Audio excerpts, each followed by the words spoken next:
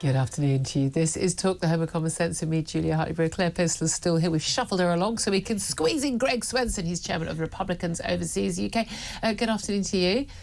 Good to see you, Julia. Thank you very much for joining us. Well, Claire. very big night tonight in America. Of course, it'll start at 2 o'clock in the morning, our time. Many of us are going to be staying up for that, I think, but we're certainly going to talk about the show tomorrow. And this, of course, is the big TV showdown, first ever TV showdown between Kamala Harris, the Democrat candidate and vice president, of course, and former president and Republican candidate Donald Trump. I was amazed to read at the weekend that these two people running as the two people vying to be the next president of the United States have never actually met. They've never actually spoken, shaken hands, nothing, which I find extraordinary because she's been a senator for many years before she was a vice president, and of course Donald Trump when he was prime president, and of course she would have attended the inauguration of Joe Biden when Donald Trump was also there, handing over the office. But apparently they have never spoken. It's interesting because, Kamala Harris, did indeed attend her own inauguration or Biden's inauguration when they're both sworn in. But remember, Trump was not there.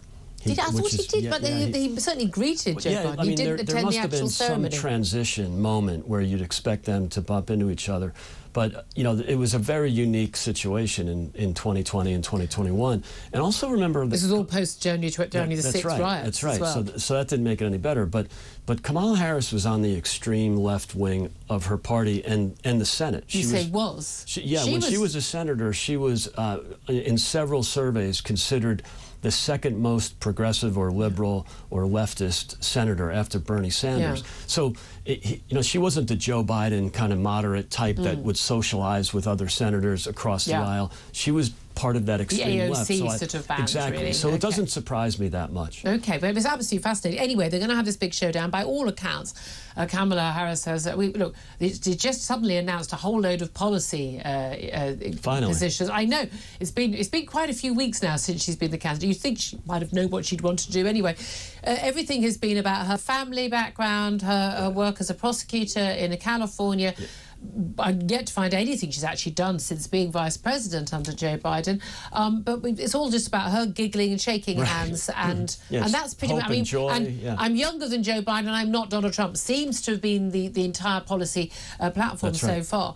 But now there is some policy. But we know that these debates, they tend not to be about policy. There's a lot more about the visuals, the zinger moment, the killer line, the demeanour, who looks more presidential. So she's been, Donald Trump would have been practicing, but she in particular has been rehearsing away, we understand. She's 5 days. And, Joe Biden did the same thing. And how did that work out, right? It wasn't a great moment for Biden. They were trying to remind him what his name was. That was, particularly crazy, that June 27th debate. So I don't expect an outcome, a really dramatic outcome, because I don't think anything can top that where Biden basically blew himself up and was, promptly kicked to the side of the road. So, you could have some upside, and both candidates have some upside here.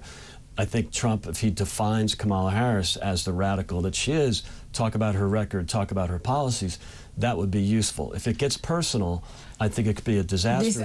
This is where Donald Trump is very bad at doing what he's told. That's right. And he keeps throwing out, the issues of race, but again, not saying, because she's black, but again, what is she this week? I mean, again, he's kind clumsy, to say the least. Yes, clumsy, but that's, he has had a point in some cases, but let the commentators say that rather than him. That's right. Calling her stupid, saying an awful lot of things, very personal things. Now, that might kind of work between two old white men. Right. It doesn't look good when it's an older man and a younger woman. You're absolutely right. It's just a bad and it's not his strongest point, because actually on policies, he's got majority support from most Americans. Like 60% plus Americans do actually support most of his policy issues. That's right. He needs to go on that rather than the personal attack. But he won't be able to stop himself, will he? We'll see. I hope he's much more disciplined than he has been in the past. His campaign and Trump himself were quite disciplined compared to 16 and 20 during the first few months of this election cycle. It's only after whatever it was, July 20th or 21st, when they kicked Biden to the side, that he sort of went off script a little too much and what didn't show that discipline that we'd seen for 6 to 12 months. But I expect he's going to be hopefully well coached tonight. And they've got the same rule as the Biden debate, where the microphones are off where the other candidate is speaking, which means there's no point interrupting. No one's going to hear. It's great, and you know, that was Biden's idea. And basically, President Trump just said yes to everything that Biden wanted. He so badly wanted to debate Biden. Turns out it was a mistake, because that's what, you know, became the end of Biden. But remember, you know, Kamala Harris also has a trend, you know, a tendency to go off on these word salads. If she does that, she also has a lot of downsides. So, but there's also an element when she's just clearly, you know, reciting, you know, rote-learned phrases. Right. And I've thought the questioning, certainly, there was an hour and a half of solid questioning of both candidates in the last one. It was CNN last time, was it? It was actually very, very, very neutral, very, you know, they're very strict about it, they're very strict on the time. It was, I felt I learned an awful lot about both candidates and their policies, positions as well. If it's very similar, I know it's, you know, it's different broadcast, but if it's very similar, this one, I think people will learn a lot. And I think that her just sort of rote learning and speaking this, I think that will come across, she'll come across as wooden as she can be.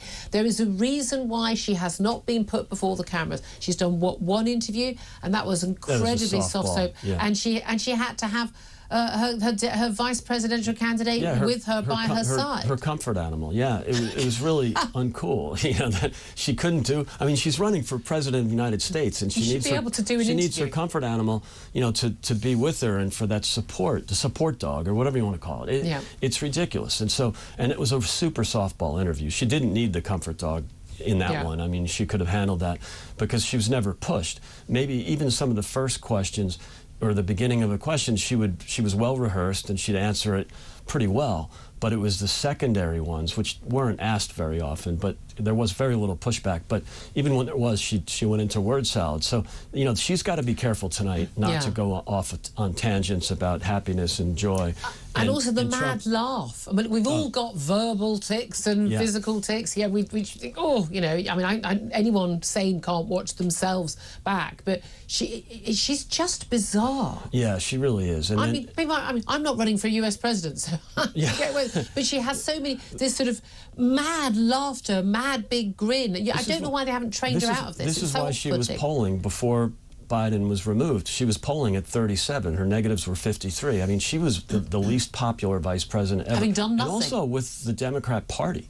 The party, and they did have, one of the reasons they kept Biden was because they didn't think she was up to it. And then suddenly everyone coalesced. Suddenly she was the greatest thing since sliced bread. Amazing. Now, here's the thing, though. The polls, she's had a big poll bounce, hasn't she? Well, sure say big poll bounce. I mean, she's marginally ahead, within the margin of error, by the way, in key marginal states, the swing states.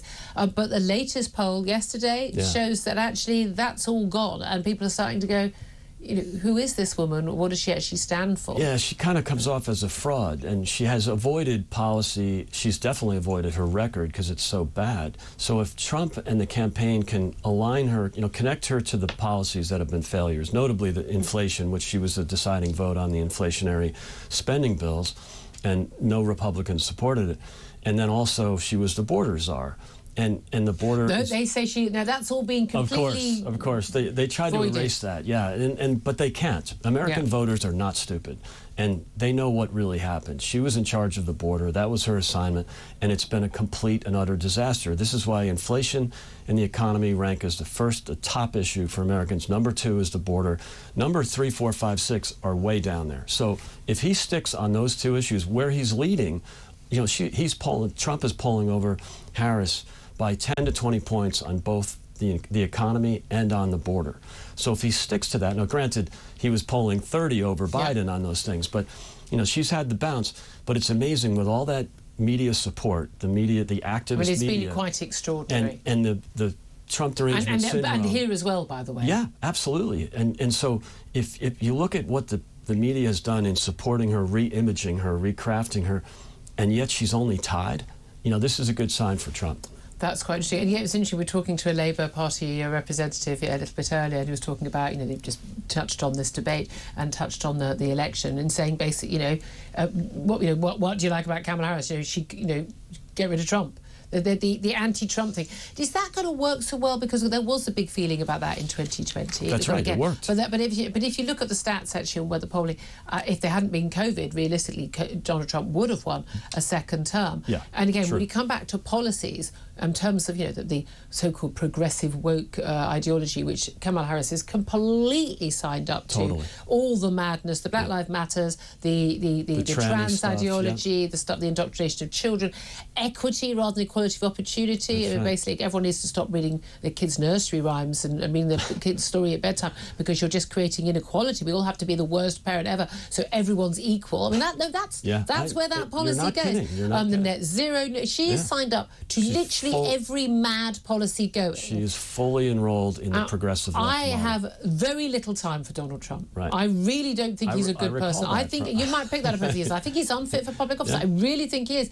But even with criminal convictions, even with all these criminal cases pending, but his policies on the immigration, on the green stuff, on jobs and stuff, he is polling much higher on those policies in America than anything that the Kamala Harris wants to do. Absolutely right. And he's also polling better with independents. He's up 5 points over Kamala. And is Robert Kennedy's... I think it's helping. It's not. I don't think it's a 5-point move, but I think it surely helps because a lot of former Democrats, have become Republicans. It's an interesting kind of new alignment in the party of the working class supporting Republicans and also people that supported RFK, not necessarily because he's a liberal Democrat, but because of his skepticism on censorship. That's a big issue. Skepticism on mandates, like vaccine mandates. So you might not agree with him on everything, but there's a certain rebellion. 15% of Bernie Sanders voters in 2016. This is a guy who claimed he was a socialist. 15% voted for Trump. Yeah. So I think you'll see a lot of that with RFK. It's absolutely fascinating, Greg Spencer. Thank you very much. Claire Pearsall, still listening to all of that. Look, let's face it, our general election campaign was a snooze fest. Every day it was like, for the love of God, can we get to the 4th of July and get it over and done with? You knew the outcome. There wasn't. We genuinely don't know the outcome. Where are you on this? Where do you think most Conservatives are on this? It's really difficult because I think a lot of Conservatives, like myself, are the same as you. Donald Trump not fit to hold office. But then you look at what you've got on the other side and you think, well, kind of almost better the devil you know. And love him or loathe him, Donald Trump did what he said he was going to do when he was president. Whether you agree with it or not. I'm a big fan of that. I mean, also, I think Kamala, she's clearly not stupid. I mean, she's clean. She's got education certificates coming out of her ears, but we've had a lot of those people in our political elite as well, and yet just not very good. And this is why when she ran in 2020 for president, she never polled above 2%, and she didn't make it to Iowa. Among the Democrats. I mean, Biden came in 4th in Iowa and 5th in New Hampshire, and they still managed to give him the nomination. It was the smoke-filled room, the old white guys in the smoke-filled room. They just did the same thing. They took a woman who polled under 2%, who was the least popular vice president, and they made her the candidate. I tell you what, if she does win, I can guarantee one thing: we're going to be in Starmer territory, where she's going to be so unpopular within a few minutes. I know, for instance, schools and what's going on in American schools. Right? You think it's mad in our schools with the trans and the lunatic madness going on there? You ain't seen nothing yet. I mean, and I think that's going to be as big an issue for a lot of mums as, say, the abortion issue is. It's why Glenn Youngkin did a 13-point swing in Virginia, and he won the governor's race. Yeah, Ron DeSantis standing up on that as well. 12 months after Biden had won by 10 points. It's going to be absolutely fascinating. Well, we're not going to watch it live. I know that overnight. We'll get some beauty sleep, guys. You're a wonk, and I mean that in the nicest way. But I'm going to be certainly watching in the morning and see what happens. And we're going to be talking about that tomorrow as well.